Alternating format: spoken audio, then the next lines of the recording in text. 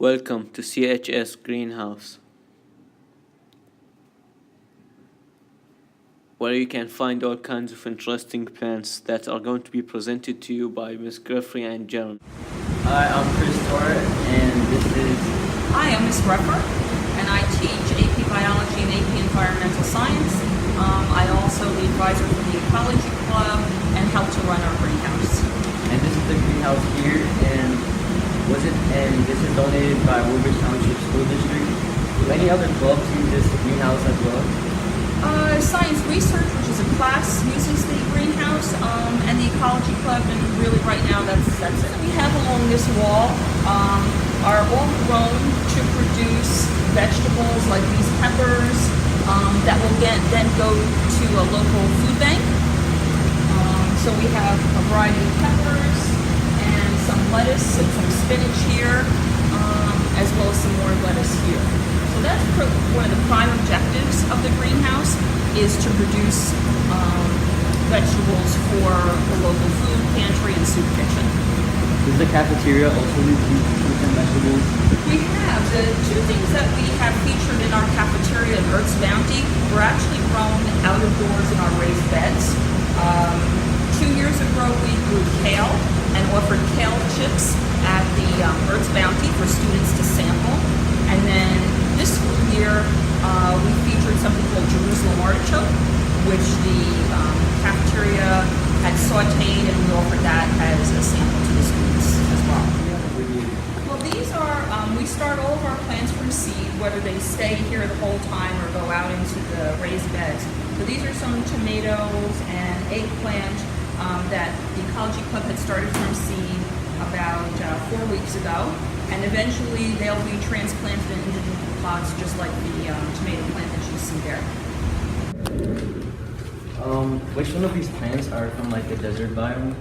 We have a few representatives from the desert biome. We have a few cacti. We have this plant, which is called the desert rose, and then we have a few other succulents tucked in behind there. Okay. So this is these represent some carnivorous plants. You're probably more familiar with Venus flytraps, but these are pitcher plants, and this particular variety is actually native to New Jersey. But it works the same way as a Venus flytrap in that it supplements its nutrition by eating insects. The opening to the plant is not as obvious as with the Venus flytraps. You can see an opening right there.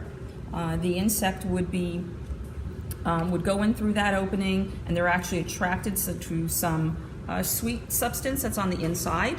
And once they're in there, they are unable to get out. And the plant secretes enzymes that digest the insect, and that's how it gets some extra nitrogen to grow. Here we have a lemon tree. As you can see, they start off as green and they go into yellow. These were donated by one of Colonia's science research teachers, and hopefully they will grow and turn into more lemons. And here is a flower tree that also has flowers and lemons, and we are hoping that they can turn into the yellow lemons they are.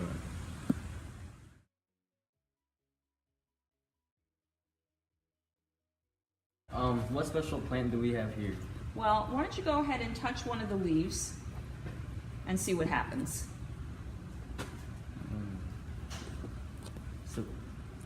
Right, so you notice that it closes, and this helps it when it's in nature, in the wild. If an animal that eats plants, an herbivore, were to walk by and brush against it, right, its leaves collapse, and it makes it look very unappealing to it, and hopefully that herbivore will pass by and choose another plant to consume. So this is a mechanism that's developed over time to help the plant survive. And it's called a sensitive plant for that reason. It's related to the mimosa tree, and they actually produce very beautiful pink puffy flowers.